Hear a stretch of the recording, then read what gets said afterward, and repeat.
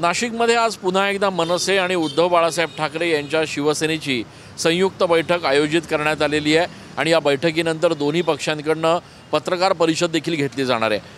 2 दिवसांपूर्वी उद्धव बाळासाहेब ठाकरे यांच्या शिवसेनेच्या शालिमार परिसरातल्या कार्यालयामध्ये दोन्ही पक्षांची एकत्रित बैठक आयोजित करण्यात आली होती।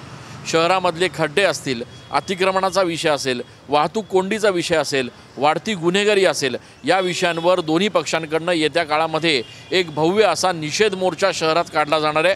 या मोर्चाच्या नियोजनासाठी 2 दिवसांपूर्वी शिवसेनेच्या कार्यालयात आधी बैठक पार पडली आणि आता आज थोड्या वेळामध्ये मनसेचे आणि उद्धव बाळासाहेब ठाकरे शिवसेनेचे सगळे पदाधिकारी पुन्हा एकदा एकत्र येऊन या बैठकीमध्ये या मोर्चाचं नियोजन करणार आहेत।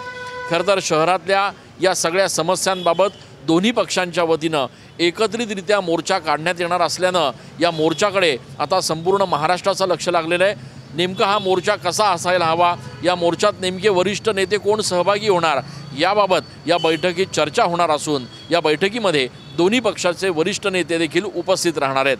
दरम्यान ही बैठक झाल्यानंतर दोन्ही पक्षांकडून एक संयुक्त पत्रकार परिषद घेतली जाणार आहे आणि कदाचित या बैठकीमध्येच आजच्या पत्रकार परिषदेमध्येच या मोर्चाची तारीख आणि वेळ कदाचित जाहीर केली जाऊ शकते।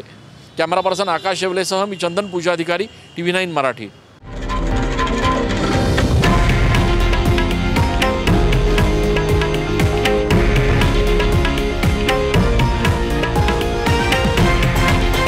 हे आहे देशातील नंबर 1 न्यूज नेटवर्क आणि आपण पाहत आहात TV9 मराठी, एकमेव।